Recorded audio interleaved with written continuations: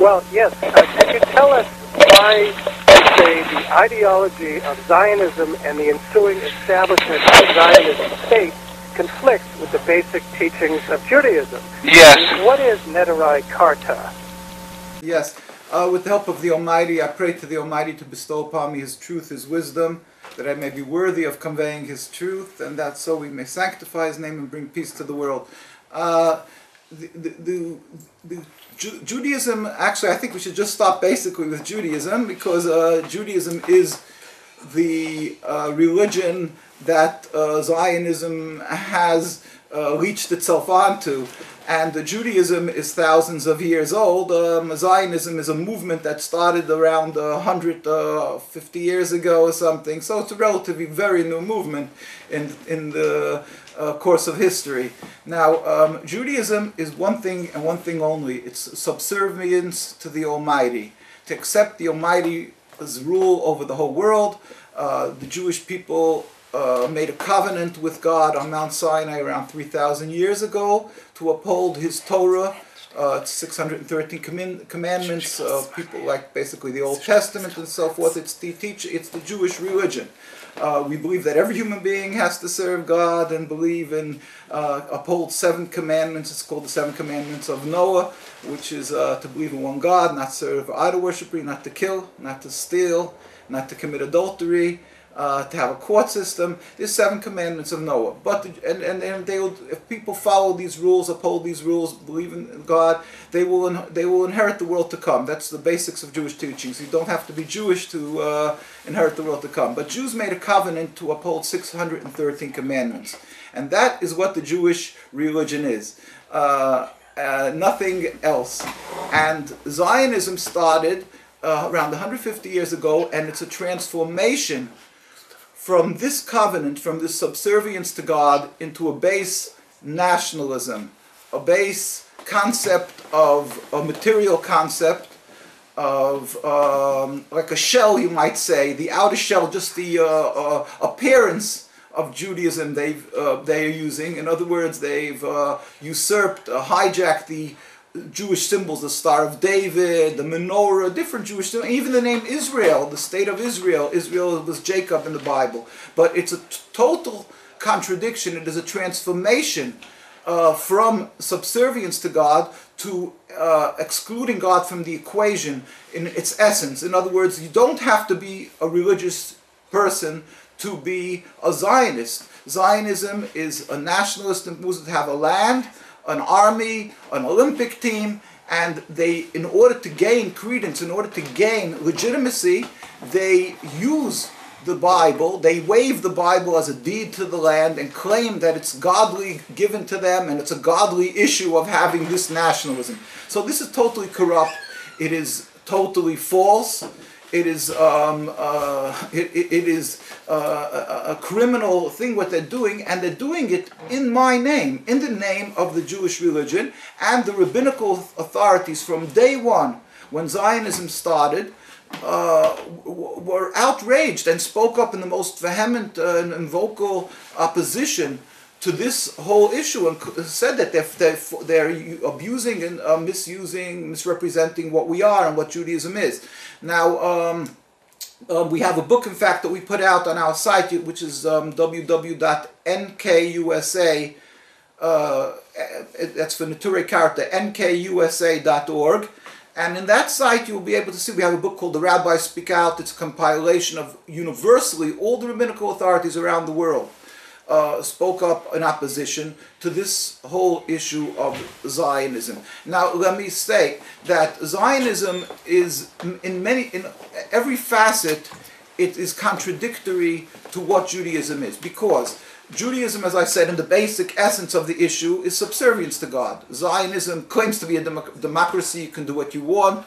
And it's a base nationalism, however you translate if it's democracy or not, because, of course, their democracy is very troublesome in regard to people of the Muslim faith and so forth. But beside that, in 3 basic issues I'd like just to touch on so that people should understand.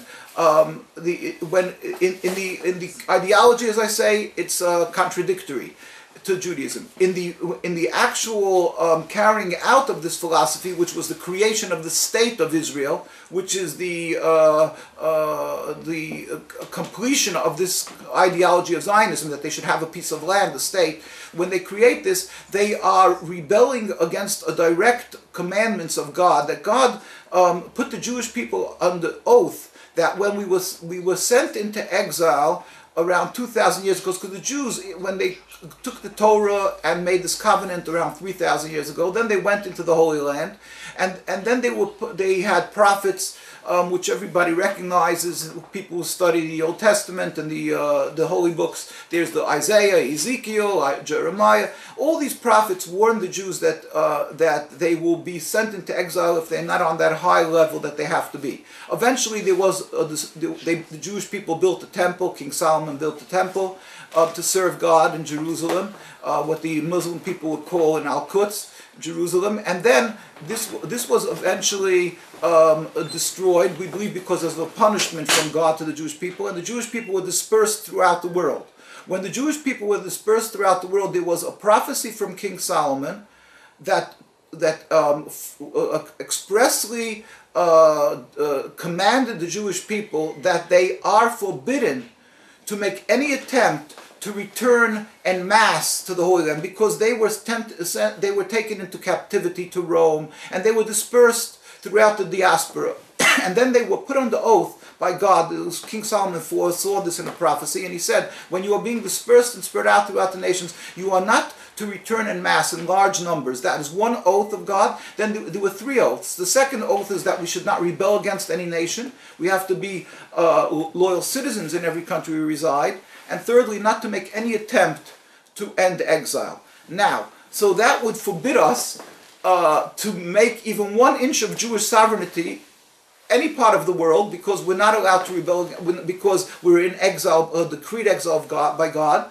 And the concept of making this homeland in the Holy Land, this breaches all three oaths, because they're returning in mass, in large numbers, and trying to convince Jews to make what they call aliyah, to go up into the Holy Land, and they call it the Eschalta de Geula, beginning of redemption, which flies in the face of what God said, that we should not attempt to leave exile. And they are rebelling against the nations, against the people, the indigenous population. So in every facet they're rebelling against God, besides which we were commanded not to even make 1 inch of Jewish sovereignty. So any place on the world we would not accept it. But certainly we do not accept this so-called Jewish state in the Holy Land, and therefore the rabbinical authorities opposed it from day one. Now it gets compounded, this terrible crime, because being that it wasn't inhabited by a people, this land, so now we are trespassing upon the rights of the people that were living there, unfortunately murdering, bloodshed, and stealing their properties, and stealing their whole self-rule, and so all the repercussions and all this terrible, tragic result of this creation of the state of Israel, all of this is not the will of God, but the rebellion direct against God. And therefore, if you will go to any part of the world, invariably, the more the religious the community, you will find that the more they are religious a Jew, they oppose the existence of the state of Israel. If you come to New York and you go right across Manhattan is Williamsburg, it's the most religious Jewish area,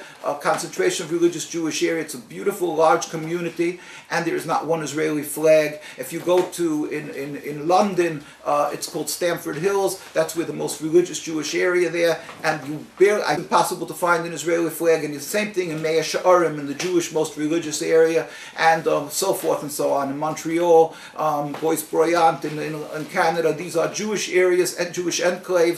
You will find that invariably, because they are more religious, they oppose the existence, they go in the footsteps and the path that we were taught, as the rabbis taught us, and as, like I say, you can find in the book The Rabbis Speak Out on our site, www.nkusa.org. You will find that we have opposed, we always will oppose this existence, the mere existence of the state of Israel. It is forbidden for us in every manner.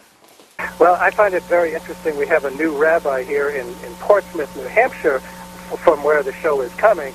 And I noticed just recently he had a lapel pin that had the American flag and the Zionist flag on there. And I thought, wait a minute, aren't we supposed to be citizens of where we are? And I remember growing up in the 50s and early 60s, Rabbi Weiss, that we as kids were told, a people without a country, a people without a land, and there's a land without people, meaning what is now the state of Israel. And of course there were people there. And, you know, it seems to me, you're right, I mean, obviously Judaism has been around for thousands of years, and nationalism only comes out of the late 19th century. It's a European thinking nationalism that, you know, Europeans could ignore whoever was there in the currently United States, ignore the Native Americans who were there, ignore the Arabs in what is now Israel, the Africans. You know, if the Europeans wanted to live there, we formed nationalism, which of course led to the First World War.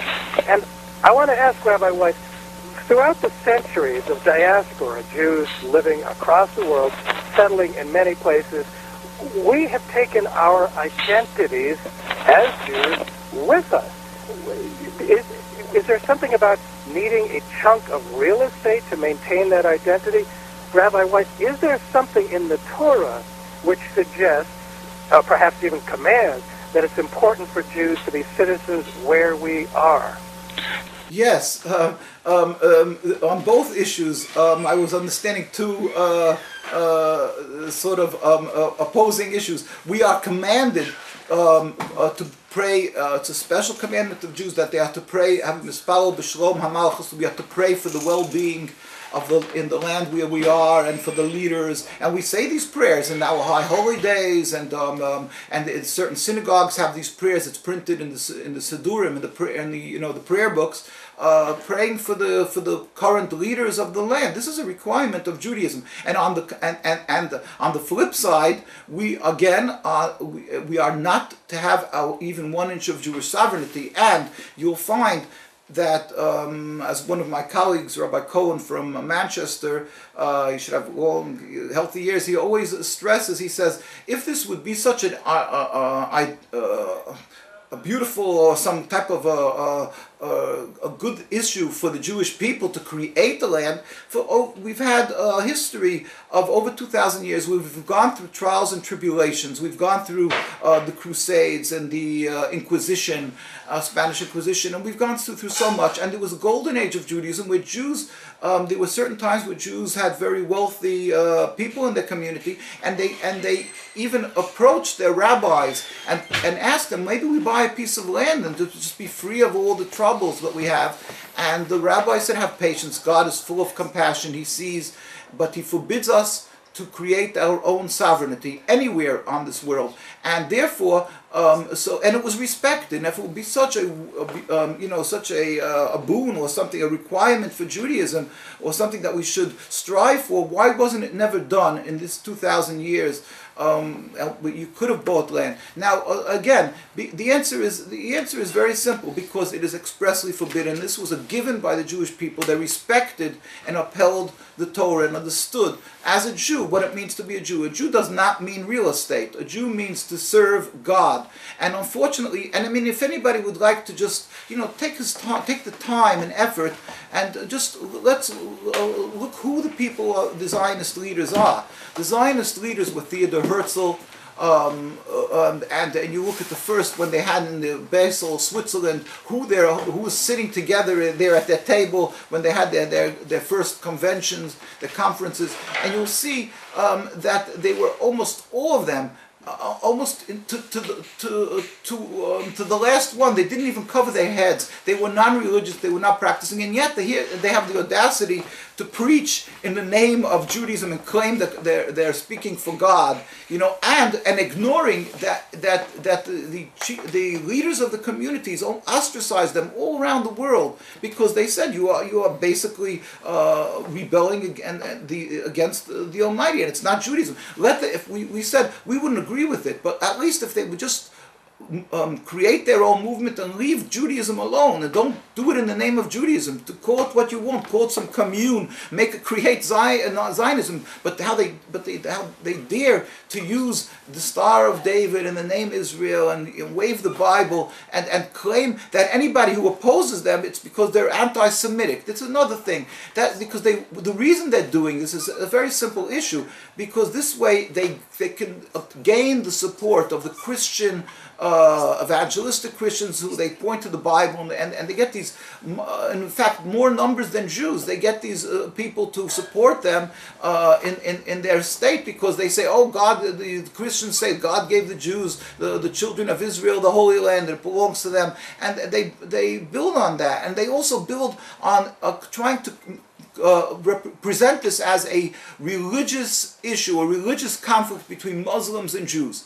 Now that is alone so repugnant because, and really tragic, because the Jews, when they were being slaughtered by the Inquisition and other times throughout history, they ran and they were taken in Muslim countries. And you can look throughout history that we flourished as Jewish communities in Egypt, in Tunisia, in Morocco, in Yemen, in Iran, and all these lands that were Muslim lands, we flourished amongst them. We didn't have to have a United Nations or human rights groups to protect us. This is a fact of history. The cemeteries are there. Unfortunately, the communities are not there anymore, simply because, unfortunately, Zionism, that was created around a little over 100 years ago, put Judaism into suspicion in the Muslim lands, and they created a rift between Jews and Muslims, that the Jews had to run away. And a lot of times, I mean, I don't want to make this confusing, but the Zionists were even implicated in putting bombs in synagogues. There's a book called Ben Gurion's Scandals from Iraq.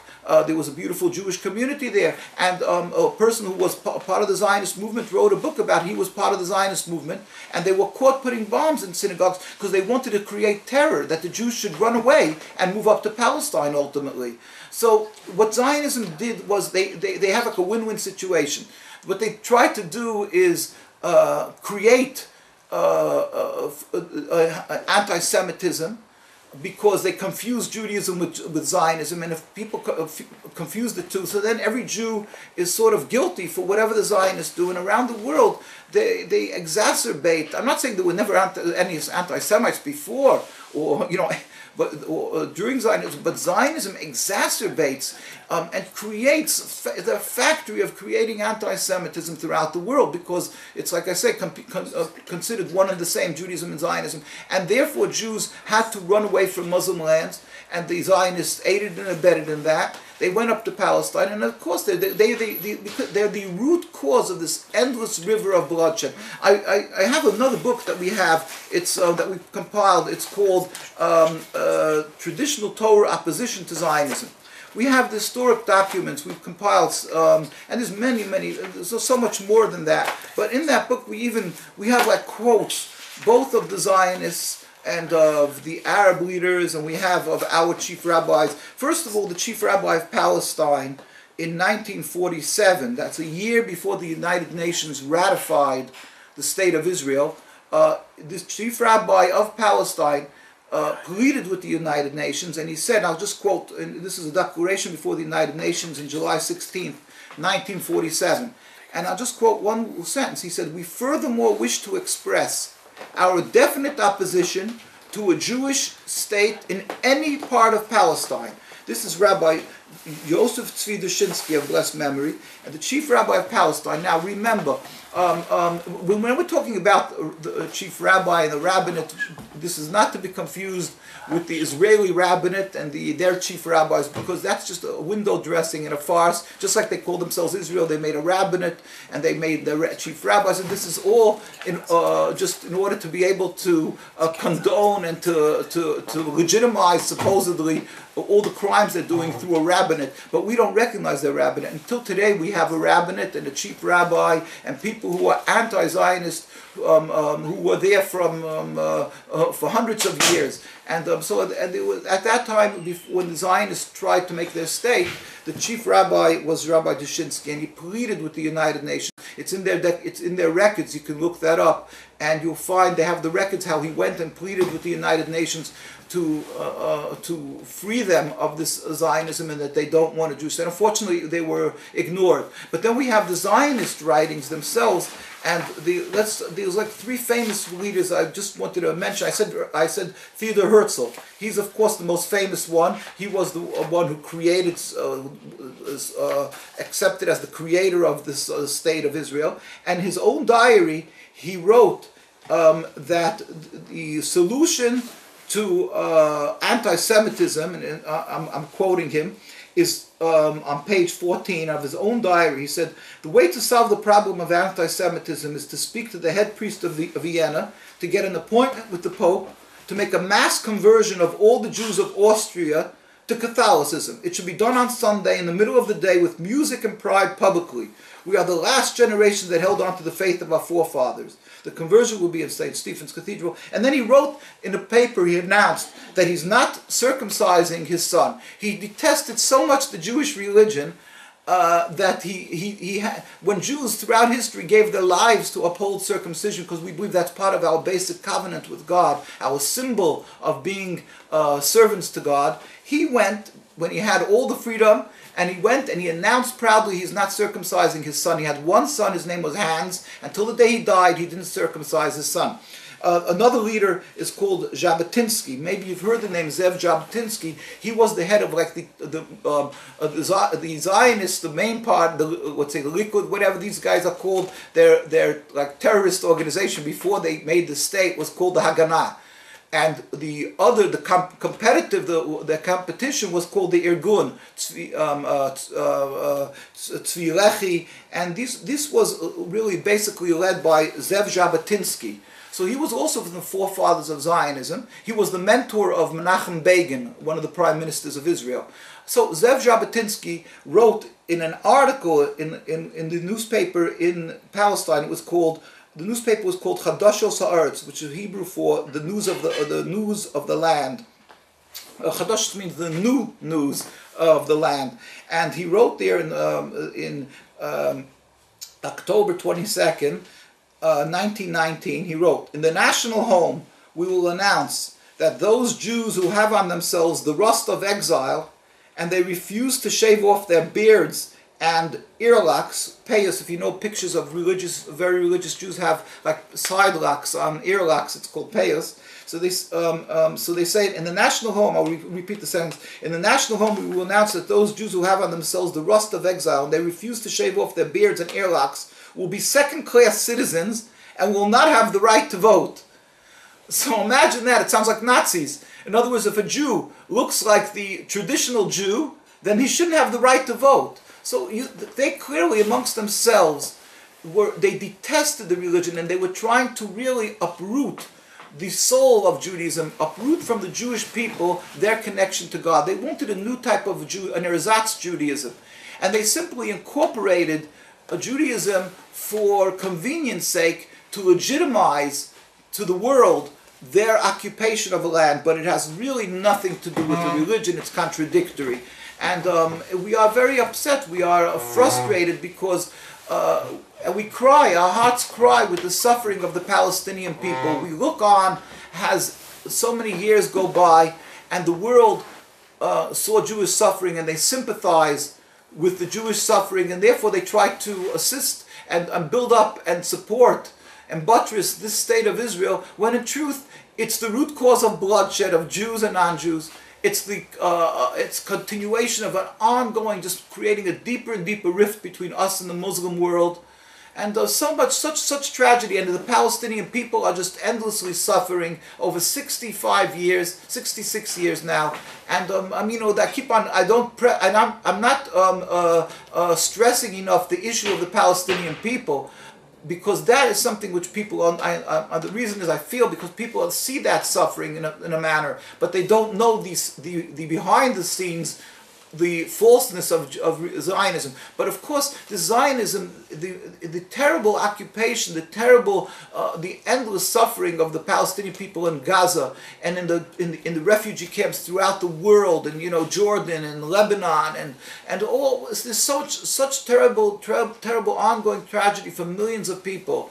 It's heartrending, and we feel with them. We embrace the suffering of the Palestinian people. We try to educate the world that they should really step back and understand what the problem is, what the solution could be if you understand the problem. And the problem is not to build up and supposedly help cement a Jewish state, because that's just cementing the problem. The solution is to remove the impediment to peace, the state of Israel, so Jews can live together again with the Arab neighbors. As they did certainly before the creation of the state of Israel. And isn't there something about that as part of the Jewish identity, there's the Jewish ethic that the Jewish people are forbidden to oppress another people? Certainly. Is that correct? Isn't it in their basic code of ethics? Of course. In fact, the Torah is split basically into two issues: the commandments that have to deal with between God, the Jewish people, and the Creator. For instance, to keep the Sabbath, to keep kosher. These issues are, to do with commandments that we have to do between us and our Maker, the Almighty. And then the commandments which is the Torah is replete with this. The Torah is, like you can say, almost split in two. About the other issues is about how one has to live together with the other human beings. In fact, there's a very famous saying in the Torah, in the words of our sages, that says you should emulate God. Mahu rachum afatate rachum. Just as God is compassionate, you should be compassionate. And we live and teach our children from as soon as they be able to comprehend. We teach them that you're not allowed to steal a sheaf of paper, and it was something less than the value of a penny. And from Jew or non-Jew, it doesn't matter. It's no difference. And in fact, a lot of times when it has to do with people who are not from our community, so we say that it's a double sin, because it's making what we call a chilul Hashem. It is desecrating God's name, because people look at us. And we're supposed to emulate God because we're people of the book. We're supposed to have a covenant to serve God with holiness. And here, we tell our children, look, if you're acting improperly, what you're doing is desecrating the name of God. We're carrying God's name. By the way we dress, we're showing that we're religious people, and we always teach our children that. It's ingrained in the education. So of course we're not allowed to harm other people. And now, we have to. I can even have to really add on to that issue what you're saying, because we have a special commandment also to show gratitude for the good that has been done for us. That's a special requirement in the Torah. And I don't know, there's not really time much to expand on that, but the Torah, we teach this to our children as soon as they learn education. In fact, it says Moses, when God, there was the ten plagues in Egypt, that God smote the Egyptians. So the first one was with blood, that all the water turned to blood.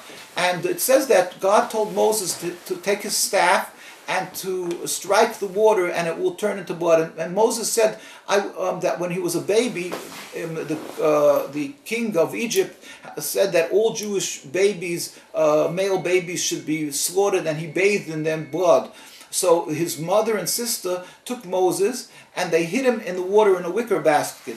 So he said, being that I was saved by being hidden in the water, in the river, therefore, it wouldn't be proper for me to smite the water, because we have to show gratitude. And this is how we teach our children. So his brother Aaron did it. And that is just how basically we teach our children, not only for human beings, but even for water, we're not allowed, we have to show gratitude. And it's most certainly for human beings. And I could go on and on with the Torah, how the Torah tells us that we should, even the Egyptians, we were not to do bad to them, because they were, at the end of the day, they provided a home for hundreds of years for the Jewish people, even though they enslaved them. So this is the way Judaism teaches. So of course we're not allowed to do bad to them, and we have to, on the contrary, we have to show gratitude. So for the Muslim nations that provided for us a safe haven for these hundreds of years, I'm not saying it was always perfect, but we flourished and lived in the Muslim countries, and they were a gracious host for us as a general rule. And in fact, we have people today who are alive and living,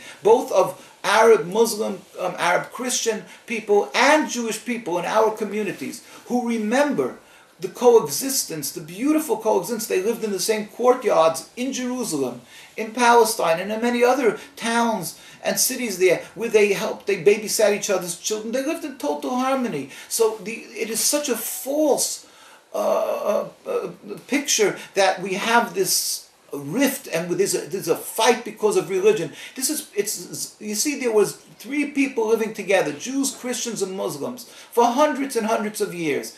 And then along came a movement of a foreign body called Zionism, and it was like it's Alka-Seltzer that you throw into a glass, and it made it bubble and explode. So the Zionism is a foreign object that has been removed. This foreign object, and God helped to peacefully remove it, and then we can once again coexist. So it's really the new neighbor to the block that's the problem, but the world has been conned. Like you say, you've been grown up with the mantra, because Zionism started before there were telephones with cameras, before they were basically telephones almost, and Zionism sold the world that it was a land without a people, for a people without a land, and that there was some Arab nomads who just hated the Jews, and that's how they had the mic for like 40 years, and they had the microphone in their hand, and they were able to sell this bill of goods, and then they built on the suffering of the Jews in the Holocaust to make a guilt ride of the people that Jews suffered, and everybody was silent. So therefore they should support them of giving them this land that it says in the Bible is the Jews. This story is a beautifully made up story, but it is totally, on every aspect, in every facet, it's flawed, it's selfish, it's criminal, it's a rebellion against God, it desecrates God's name, and it stains the Jewish people's name, and it brings bloodshed to non-Jews and Jews alike.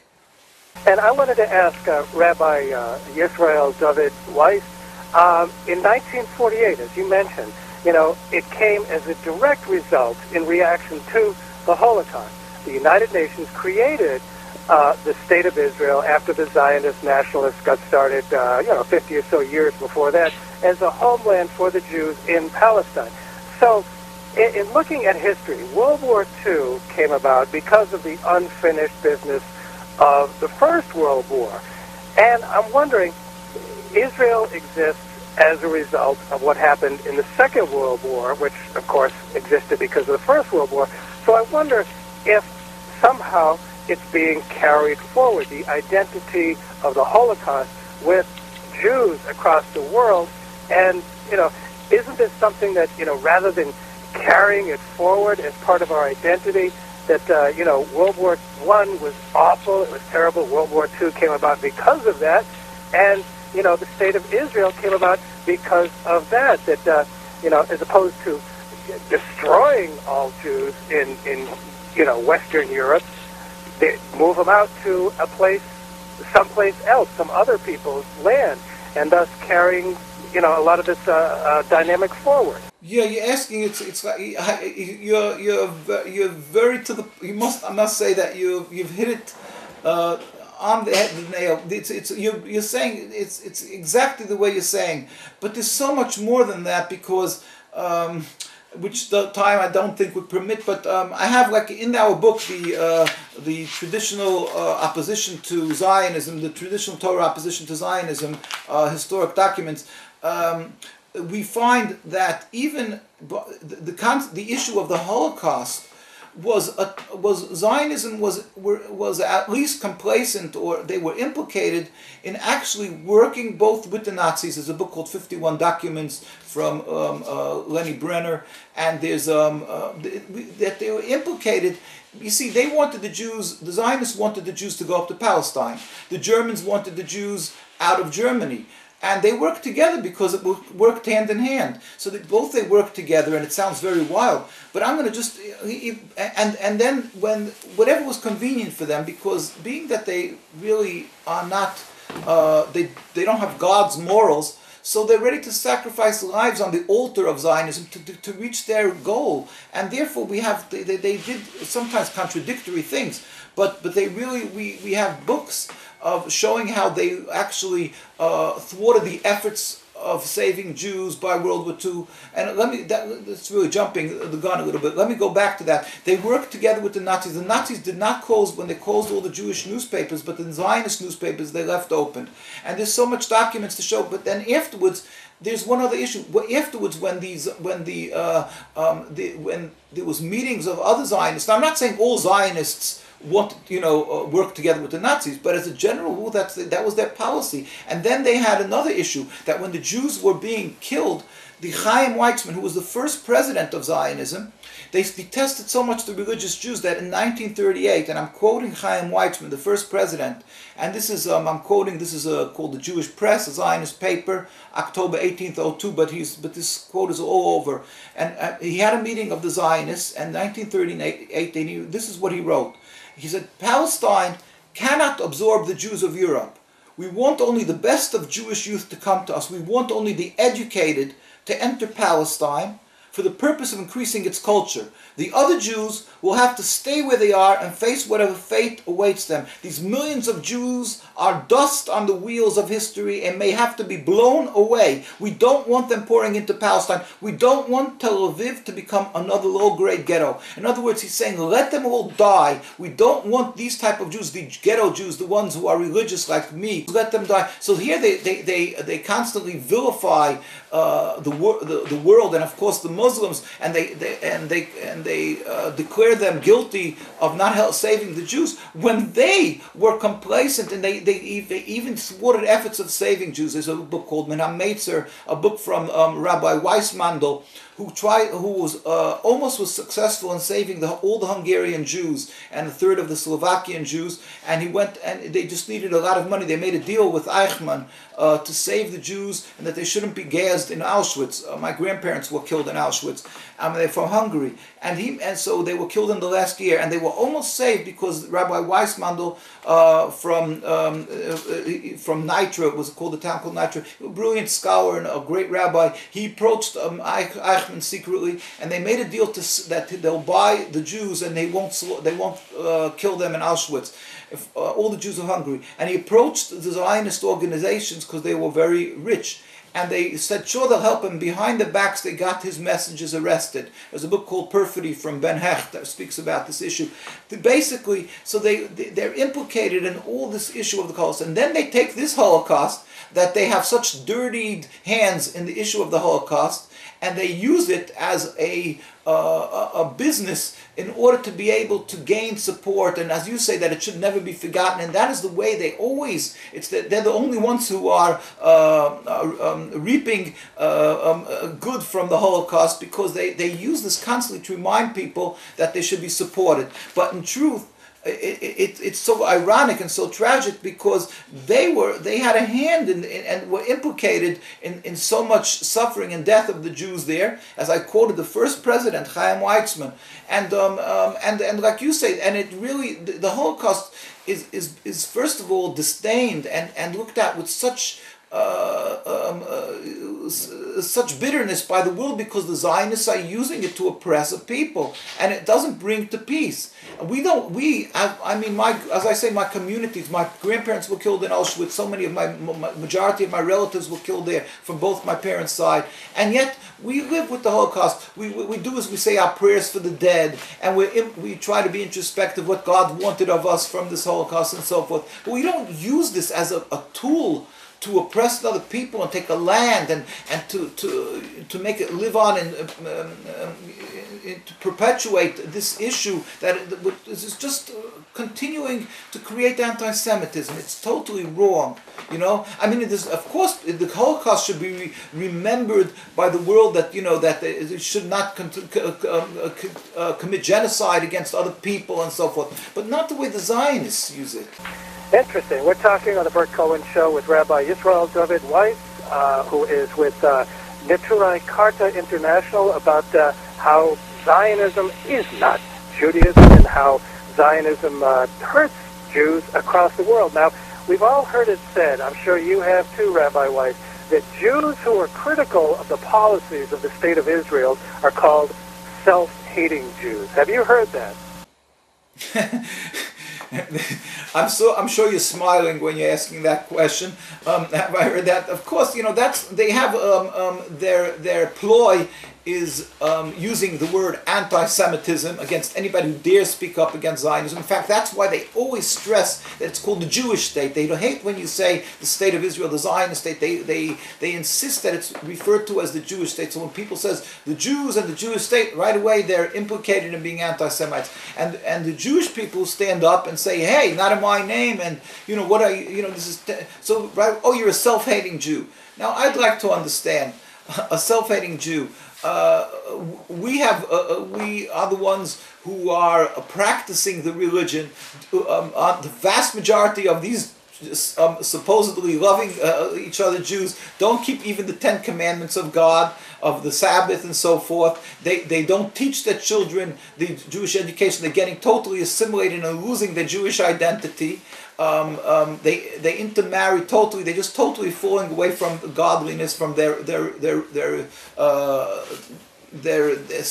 what they are, that they're Jews. No, they're losing their identity in its entirety. We in our communities, I'm very proud to say, have the most greatest charitable organizations. We go visit hospitals. It's called Burt Cohen, that visits all the hospitals. It's very famous. We supply kosher food, go from bed to bed. It could be Muslim, Jewish, whoever needs assistance. We have lending organizations, free loan societies. We created Hatzalah. Hatzalah is an organization that is, and it's been spread out through the whole world. Where if anybody needs an ambulatory service, without any charge, they're there in a second. And this is throughout New York, and it's for anybody who calls. And it was created by us, by the non-Zionist Jews from Williamsburg. And so, how dare they say we're self-hating Jews? But that's, it's water off because this is anybody who really, again, wants to study it. But they intimidate people. It's a fact that they do intimidate people when they say that, but we know what it's all about. Yeah, and certainly during America's war in Vietnam, there were lots of us who criticized American policy in Vietnam. That did not mean we were self-hating Americans. People have different opinions, and people, of course, that's everybody understood that. That's what in democracy is, that the different people who have everybody's looking for what's best, and but like the accusations, it's just a ploy. It's just a ploy. What they do is their mode of attack is to vilify the victim, and that's why, again, let's say in Gaza, when they had the people of Gaza, we went to visit the people in Gaza. We saw their suffering. We brought them an ambulance. We embraced them. We went to visit the orphanages and the sick, and then they said, and we could check. You can see on our site we meet with many Muslim leaders, and all of them, in fact. We don't, we're apolitical, so it could be Shiite, Sunni, in Lebanon from Hezbollah as part of the government, and in Gaza was the Hamas leader. And we went and they made joint press conferences, but they said, we're not against Jews. We're against being occupied. We're not against Jews. We want to coexist. And this, of course, takes away the hatred, because the laymen over there, the citizens over there, the people over there who had this intense hate for Jews, and thought that the more religious you are, the more we're their enemies. They all of a sudden it totally disappeared. They hated. They embraced us, and they realized that we're not the enemies. And who knows how many lives this saves, And they don't. But the Zionists insist that they have to, they weren't even satisfied when Hamas said that they will not put any more bombs, they're not going to attack. But they refused to recognize the legitimacy of the state of Israel, and that wasn't good. So therefore, they were attacked again. And so I'm saying, is that right? And we don't recognize the existence of the state of Israel. It's totally wrong. And so you see that what they do is they vilify the victims, and of course, and this is going on for over 60 years. You look at our site again, and you'll see there's a lot of links, and you'll see pictures how Jews are brutally beaten. Our leaders, our rabbis were killed, murdered by the Zionists, and our rabbis and our thousands of my fellow Jewish constituents were beaten, arrested. Almost everybody who's a male who's over of 13 was probably, or maybe 15, was already arrested by the Zionists simply because they stood up, and we never militant, we don't carry arms, because we spoke up our opposition, we made demonstrations. We have tens of thousands of Jews in Palestine, in the Holy Land, in Al-Quds, it's Jerusalem, and in New York, in London, all the world. We make demonstrations, and we're always threatened with our lives. But in the Holy Land, being that it's under the Zionist control, they brutally beat them. And it doesn't even get shown in the world. Not the large demonstrations that we make it both in New York, and not what's happening in the Holy Land. Yet it happens. Tens of thousands of Jews demonstrate, and it doesn't get shown how they're brutally beaten over there and arrested. And this is an ongoing phenomenon. Well, and I understand in Israeli politics today, the occupation is absent. It's just become not even second nature, just part of the nature of the Zionist state. And there's a group called Breaking the Silence that some people have called traitors. The Breaking of Silence is a non-governmental organization, which reminds me of the Winter Soldier hearings in 1971 by American soldiers who saw atrocities being done in Vietnam, and they spoke out about it. And they tell stories often, very, very often, about the use of torture in either the occupied territories or the state of Israel itself. I would think that this would be getting stronger, and the fact is, as you mentioned, Rabbi Weiss, that religious Jews in the modern state of Israel are very much oppressed. It's not happening.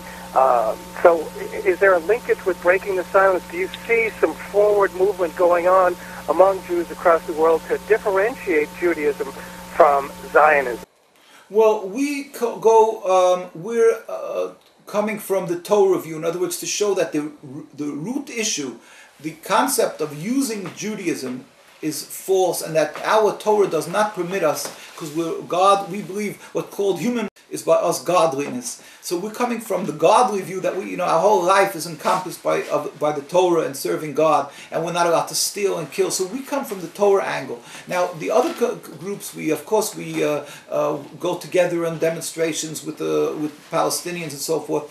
But the other human rights groups, there are many. There are, thank God, many, and there's many ones who are involved with other Jewish people. We meet them at these demonstrations and so forth.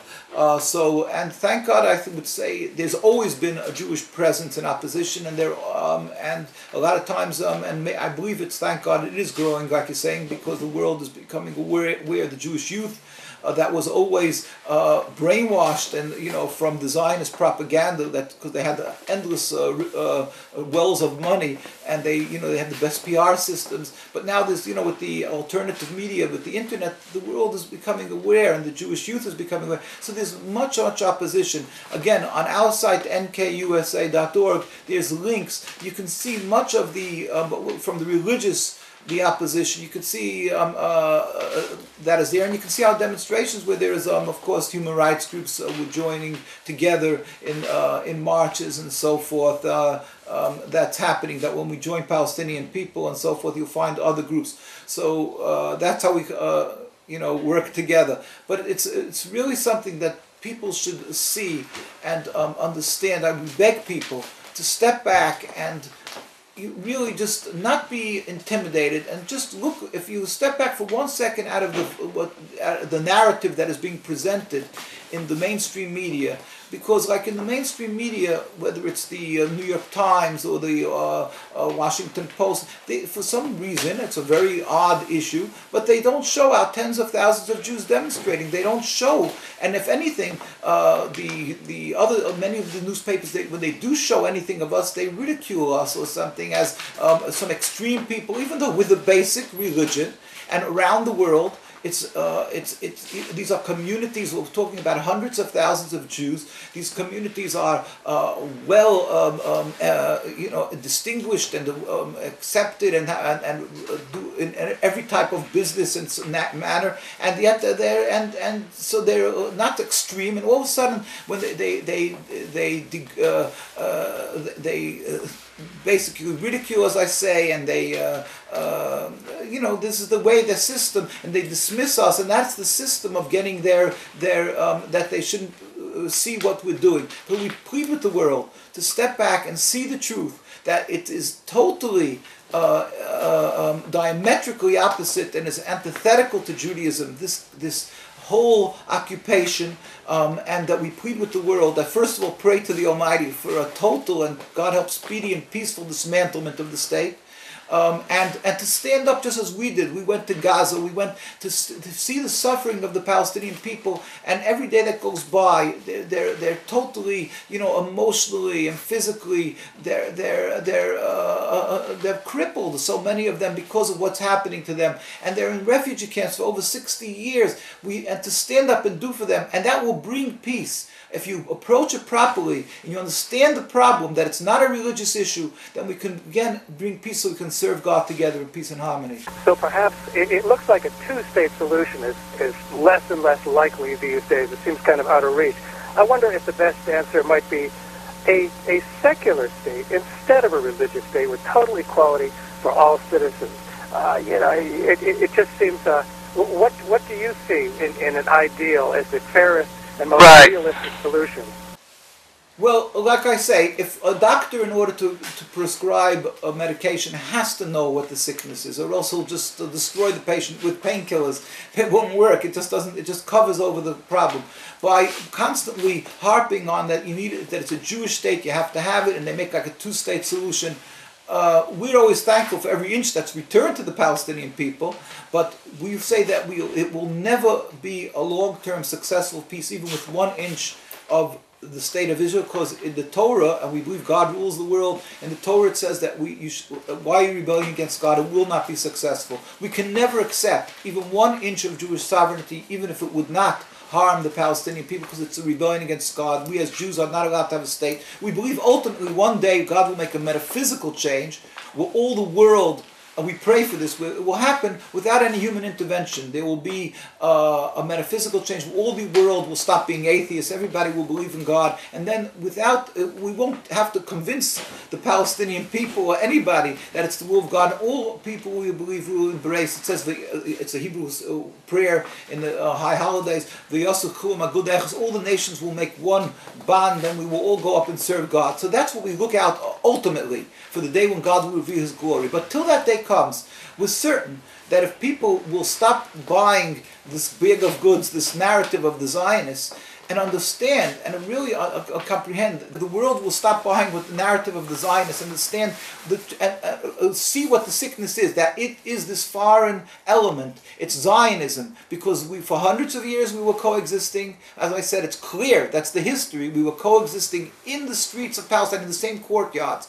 So therefore, we have to see what is the problem. The problem is this new issue of Zionism. Remove it, God help. Then, like you say, you call it a secular state, which as a solution. We look at it as whatever, because we're required to be loyal citizens in every country we reside and to pray and look for the good. Whatever the Palestinian populace would want for their type of government, whether it be a secular government, which most people we understand want that it should be a secular government, or even if they want it to be a Muslim government, whatever they want, we as a Jew must accept it, and we have no problem. We lived under the Turkish rule, the Ottoman rule for many, many hundreds of years. This wasn't the problem. We as Jews have no problem with that. We can. That's part of our lives. We are taught and trained how to live and be good citizens, and we would be good citizens. It's no impediment to our practicing our religion and serving serving God. On the contrary, they respect and are told to respect us as Jewish people, as practicing our religion. In fact, I can tell you, I went to Yemen,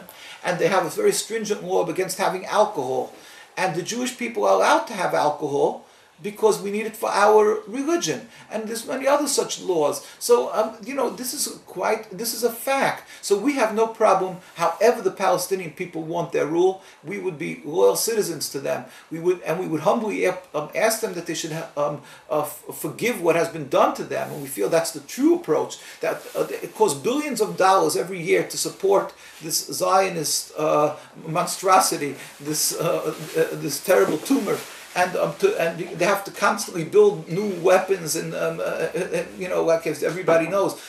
Instead of taking these billions of dollars as restitution for the Palestinian people, and the people of the state of Israel who feel unsafe because of what they've done, crimes there to the Palestinians, and interrogations or whatever, that they should move to Canada, move to the U.S. And how much billions of dollars would that cost? I'm not sure, but it would definitely be less than the endless amount of money that's thrown and that's poured into this state. And the rest, and then we'd be able to create a land that we can coexist, because the leadership of the Palestinian people constantly say that they want to live in peace, and they have, many of these leaders have lived, and I spoke to President Abbas, and we were friendly with President Arafat, and we've spoken with Ismail Haniyeh, the Prime Minister.